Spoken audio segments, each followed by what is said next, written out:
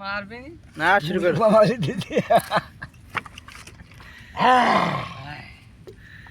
প্রথমে আল্লাহ বলি কলম তুলি লিখতে করি শুরু,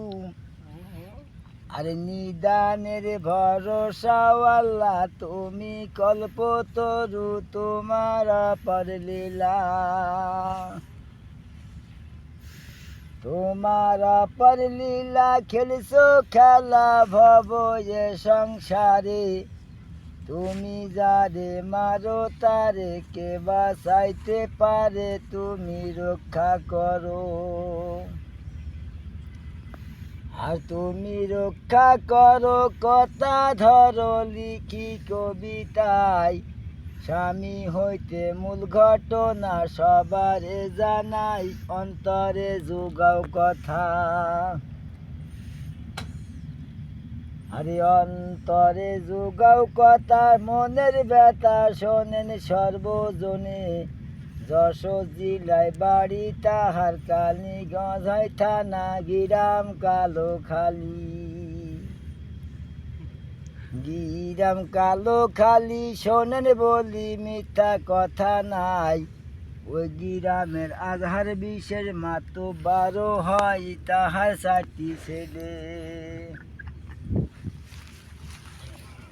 আমার তা তুই না, তাহার 4টি ছেলে যাই বলে আছে 2টি মেয়ে,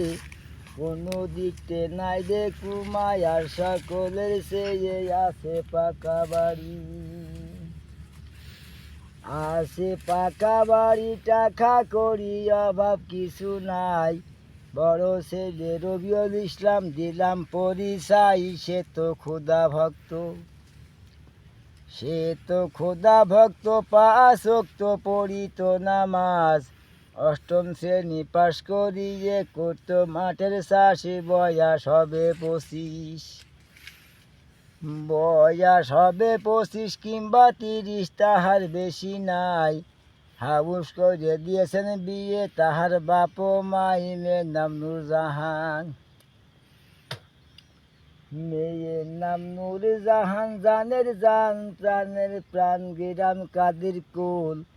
পিতা তাহার ইজ্জত আলী শোনেন ভাই সকল, সে তো বিরাট ধনী, সে তো বিরাট ধনী জ্ঞানী গুণী ছিল রে মেম্বার, অট্টলিকা ছেড়ে নূরজাহান গেলেন পরের ঘরে, তাহার রূপের গঠন, তাহার রূপের গঠন বাজের মতন বাঁকা 2টি আঁকি, হেলে দুলে চলে জানো সোনার ময়না পাখি, মাথায় লম্বা কেশ। ওই যে বাদ